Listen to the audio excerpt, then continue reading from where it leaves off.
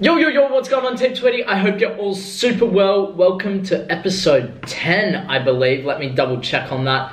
Of hashtag Ask Tweedie, where you guys send in your questions related to football. I answer them. It's kind of late at night tonight, hence why the lighting isn't that great. Yes, episode 10.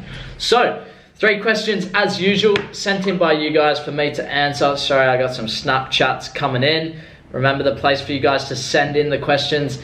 Instagram, what else? Instagram, Snapchat, YouTube comments, and then eventually we'll get into Twitter. I haven't really worked that out yet. So, let's crack straight into it. Where are we? First one. I'm 12 years old and I play on an academy team. My coach wants me to play with the older age academy for a couple of sessions and possibly games. They are very big and strong and I do not know how to compete with them. Any advice? So, at 12 years old, I would always suggest play your age group. Try and play. I've spoken about this before. The most important thing is play what your age is. Try not to play up unless it's for like a low team. If you're, like for example, when I got dropped in the under 11s, I skipped out on under 12s and I played for under 13s, but it was like a lower level under 13s. And the reason I did that was because you couldn't really, how do I explain? You can't, at that stage of football in Australia, you couldn't really go from where I got dropped from to like one down. It was like there or there. And I went down to here, but I went an age group up and it was difficult. And man, I'd say the thing is, if you're being told to go up, there's a reason for that. You're obviously a very good player. I had that when I was playing under 18s. I would get asked to go up and play with under 20s on the weekends sometimes. For the under 20s, I would get asked to go and train with the first grade team. So I was, 19, 20 years old? Yeah, 19 years old, and I was training with players who were like 25, 30, 35.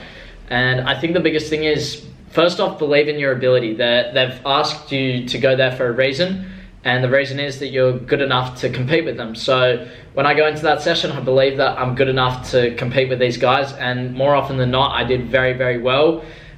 When you say that they're bigger, I think you said that they're bigger and difficult, very big and strong, and I don't know how to compete with them. So this is hard because in training they don't call fouls, so you can't really dive and win free kicks and stuff like that. But I would always say, no matter what situation, if you're up against a bigger player, a smaller player, the rule of football is if you want to protect the ball, you need to get your body in between the defender and the ball. So let's take these as an example. If this is the ball, this is you, and this is the defender. So you need to be in between the ball and the defender. I think I've done this on an Ask Tweedie before. If you're slightly off, he's just going to come in, push you away, run off with the ball. Get yourself in between, because if he does that, you're going to fall over, or you're able to hold your ground better, so that then you can protect the ball. And in training, because they don't call free kicks, you can hold your ground better. You got to have a strong core, get your arms up, protect that ball. So that's my advice. Believe in your ability and protect that ball. That's the biggest thing. And, you know, go in there 100%. So many players, I said this in a video, I think it was today's video, yeah. So many players, no. Oh, what was I going to say? Completely forget now. Nah, it's gone. It's completely out of my head. But yeah, compete. Yeah, so many players want to work on their individual trainings, but in team trainings, they take it lighter. And I know this for a fact from my years of playing football. When they go into team trainings, it's like, oh, it's team training, let's have fun. Go into those team training sessions and give 100%, push yourself.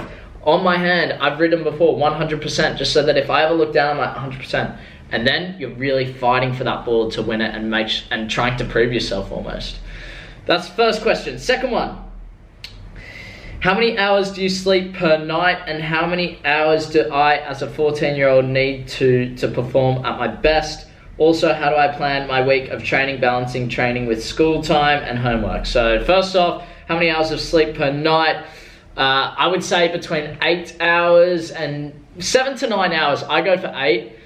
So for me, I go to bed at like 2 a.m. or so, just because like that's how it works over here. They go to bed really, really late, and then I'll wake up at 10 a.m., 11 a.m. And the brilliant thing for me is I don't have school, so I can just sleep until my body tells me it's time to wake up.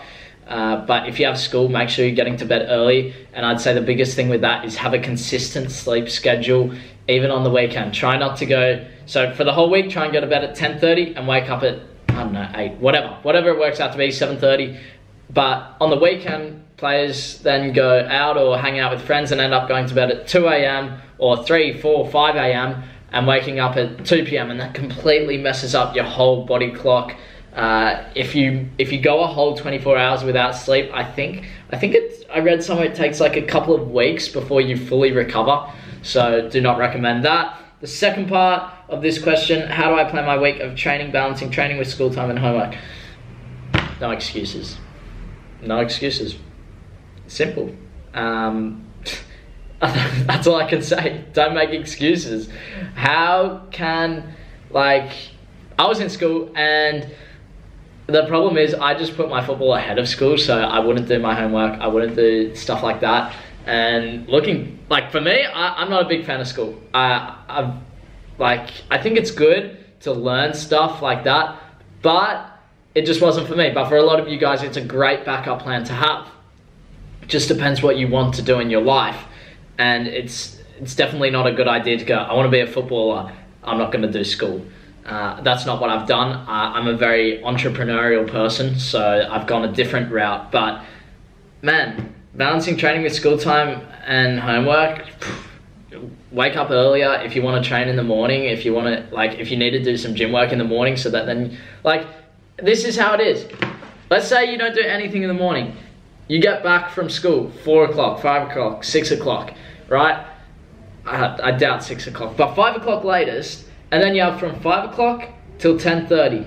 That's 6.5 hours to do your homework.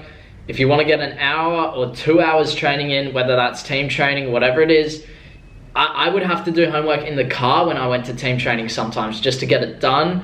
6.5 hours. Put that in your head and then really sit there and think, am I just making excuses or can I actually not do it? Because I guarantee you, you're spending more time watching YouTube, more time playing games, more time playing FIFA, and trying to balance. There's no such thing as trying to balance it. If you're asking, how can I balance something? You're creating excuses. And that's the thing. If you're not driven enough, you're not driven enough. It's just who you are. But man, maybe you need to make a schedule. I don't know. I never really had to do that because my drive seemed to always be there. But just no excuses. That's all I can say about it. Don't lie to yourself.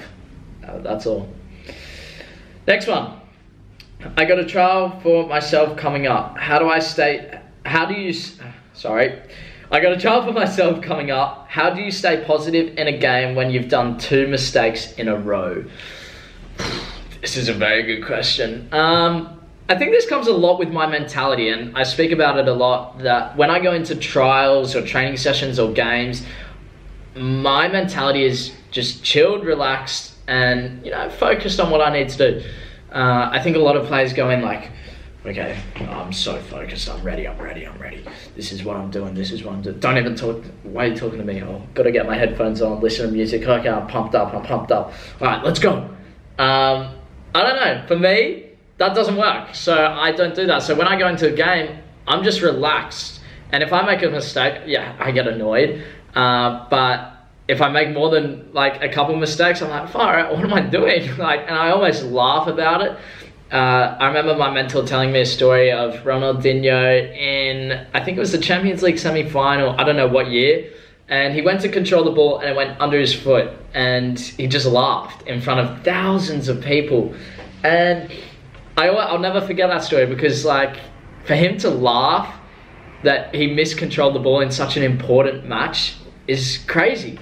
And I think that goes with his whole mindset. He's such a creative player, and his freedom to do what he wants is just immense. So for me, that's what works for me, having that mindset. But for some people, I'm not telling you have that mindset, because that might not work for you. If you're the player that goes in super serious, that's cool. But I think that if you're that player, see, it's difficult for me to say because I don't go in with a mindset like that. But if you do, then like, people always say, if you make a mistake, make the next pass like an easy pass so you get your confidence back. I somewhat agree with that, but it doesn't really make too much sense to me, because I think you should try and play the way that you always play throughout the whole match.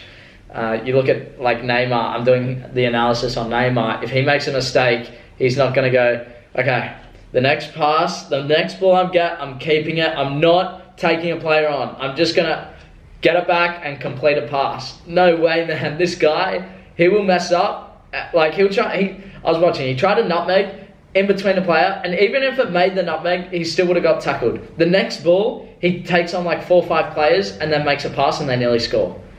So I don't necessarily believe in that. I would say, like, stick to what you're good at, and stick to that. If you're good at passing and you miss a couple passes, who cares? There's still another, what, like 50, let's say you make 2 missed passes in the 20th minute, there's still 70 minutes to go.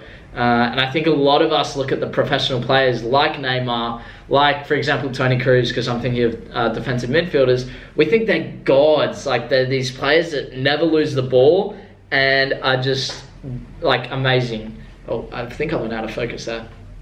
We just think they're amazing. And sure, they're professionals. They are very, very good. But I think we don't see them lose the ball, if that makes sense. Because when we're watching and Neymar loses the ball because he tries something, we go, oh man, that would have been sick. But when he comes off, we're like, my God, this guy's a beast. And so then our perception on Neymar is that he never loses the ball. And if he does, he's trying something. But the fact is that, like, Neymar, I'm working through it, but he's losing. He's keeping a fair few because they're versing Marseille and it's PSG, so they're going to keep the majority of the ball, but he's still losing the ball. And I think their mentality is, well, they're trying to create things, and that's how I would see it. So anyway, that is going to conclude today's hashtag Ask Tweedie. I hope you guys enjoyed it. If you have any questions, make sure you send me an Instagram message, Instagram comment, Snapchat, YouTube comment. Leave it below. Whatever you need to do it. Send in your questions. Looking forward to answer them. Team Tweedie, I'm signing out. Make sure you leave a like on this video. Subscribe if you're new around here. Join the hashtag Ask Tweedie series. I'll see you in the next episode. Peace. No, I can't do that. Bye.